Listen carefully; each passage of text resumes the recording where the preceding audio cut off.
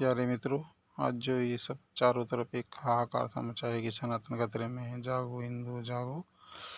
उसके लिए हमें कोई हजारों करोड़ों लाखों करोड़ों को जगाने की कोई ज़रूरत नहीं है।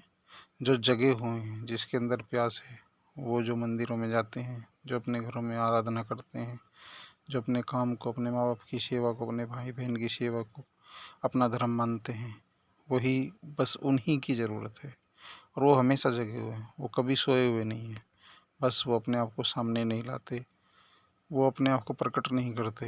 जब विपत्ति का समय आएगा, ये जो चारों तरफ जो अपना प्रचार कर रहे हैं, ये सब बिलों में भाग जाएंगे, ये छिप जाएंगे। जब देश का बंटवारा हुआ है, कहीं भी जब आपदा आई है, ये सब घरों में छिप गए हैं।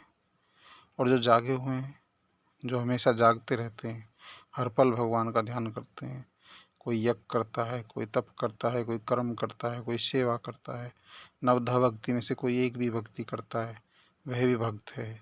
वो जो भक्त, वो जो भगवान के दास, वो जो भगवान के मित्र, विशेष अंश, विपत्ति के समय में वो सब इकट्ठे होकर आतताइयों से लड़ते हैं और वही सब धर्म की रक्षा करते हैं। बस आपको कुछ अलग नहीं करना है। आप जो कर रहे हैं, आप जिसकी आराधना कर रहे हैं, आप उसी की आराधना करते रहो। कोई आपको नाम मंत्र देता है, मत सुनो। आप जो कर रहे हो वही आपका नाम मंत्र है। आपका इष्ट ही आपका इष्ट है। अपने इष्ट बदलने की आवश्यकता नहीं है। आप सब सही दिशा में हैं। जो गलत दिशा में हैं, आपके बल तपोबल से वो भी सही दिशा में आ जाएंगे, और जो नहीं आएंगे वो विनाश को प्राप्त होंगे। ये जो समय चल रहा है 2018 से 2030, ये युग परिवर्तन का समय है। जैसे नववर्ष बदलता है तो 12 घंटे की रात्रि होती है, वो ना इस वर्ष में होती है ना उस वर्ष में होती है। ऐसे ही जब युग बदलता है तो 12 वर्ष एक अकाल शब्द होता है। शास्त्रों में है अकाल पड़ता है 12 वर्ष का।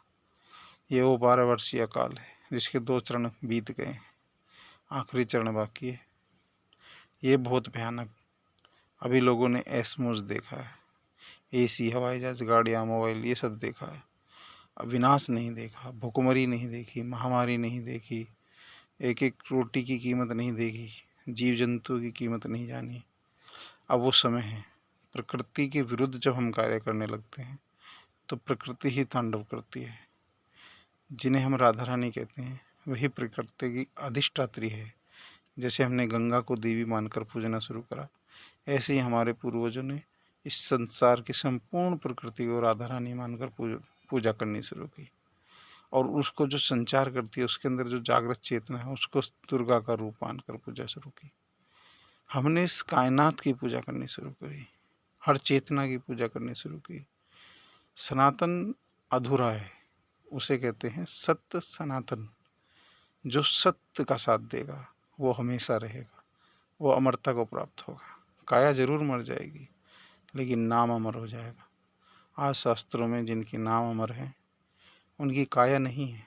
गणेश जी की काया नहीं है, लेकिन वो कण कण में है। कहीं से मिट्टी उठाओ गणेश जी बन जाते हैं, कहीं से मिट्टी उठाओ दुर्गा जी बन जाती है, कहीं से मिट्टी उठाओ लड्डू गोपाल बन जाते हैं।